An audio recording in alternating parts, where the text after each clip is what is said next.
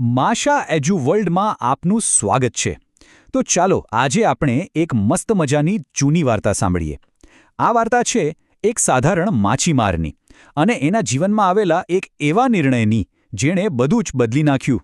વિચારવા જેવો સવાલ છે નહીં કે ભાઈ શું ખરેખર આપણો એક નાનકડો નિર્ણય, એક ક્ષણનો વિચાર આપણી આખી જિંદગીની દિશા બદલી શકે છે?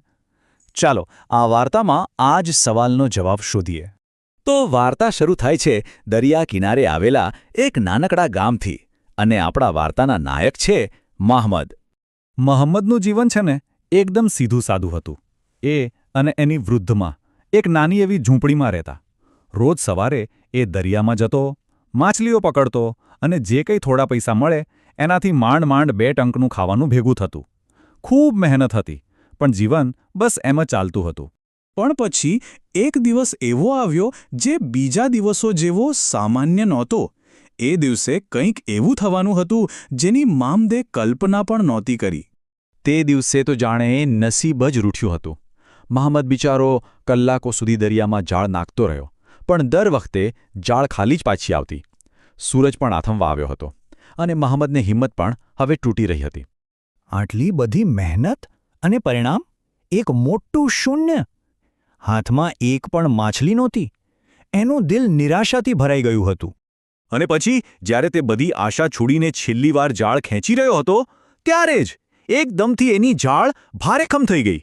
એની આંખોમાં ચમક આવી ગઈ. એને થયું કે ચાલો આખરે મહેનત ફળી. પણ જેવી એણે જાળમાંથી એક મોટી સોનેરી માછલી બહાર કાઢી એ તો આભો જ બની ગયો. કેમ?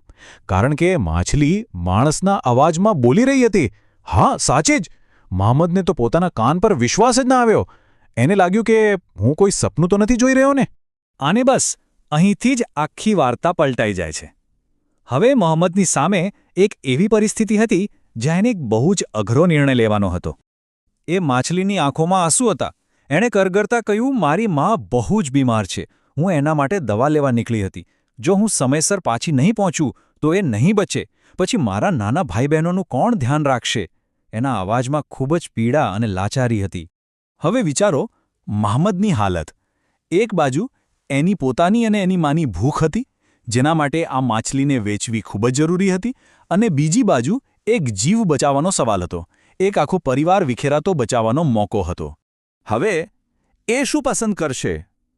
પોતાની જરૂરિયાત કે પછી બીજા કોઈની જિંદગી? બહુ જ મોટી કસોટી હતી એના માટે. તો ચાલો હવે જોઈએ કે મહંમદે કયો રસ્તો પસંદ કર્યો અને એના એ નિર્ણયનું શું પરિણામ આવ્યું. માછલીની એ દર્દભરી વાત સાંભળીને મહંમદનું દિલ પીગળી ગયું. એણે પોતાની ગરીબી, પોતાની ભૂખ બધું જ એક બાજુ મૂકી દીધું.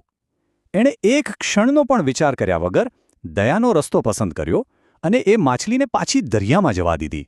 અને જુઓ, એના આ એક સારા કામે એનું નસીબ જ બદલી નાખ્યું. બીજા દિવસે જ્યારે મહંમદ પાછો એ જ જગ્યાએ માછલી પકડવા આવ્યો તો પાણીમાંથી ખૂબ જ સુંદર અને તેજસ્વી જલપરી બહાર આવી. મહંમદ તો એને જોતો જ રહી ગયો. અને એ કોણ હતી ખબર છે? એ જ માછલી. જલપરીએ મહંમદનો આભાર માનતા કહ્યું, તમે કાલે મારો જીવ બચાવ્યો.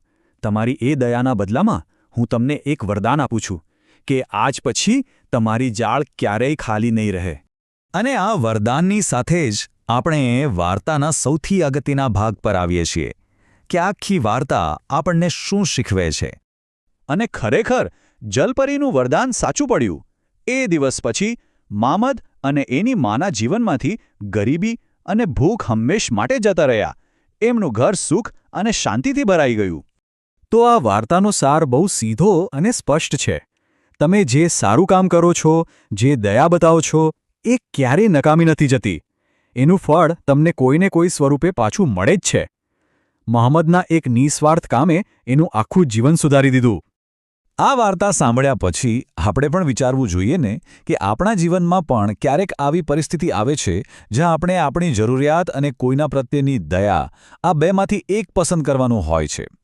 આ વાર્તા આપણને એ જ યાદ અપાવે છે કે એવા સમયે દયાનો રસ્તો પસંદ કરવો એ કદાચ સૌથી સાચો અને શ્રેષ્ઠ નિર્ણય હોય છે.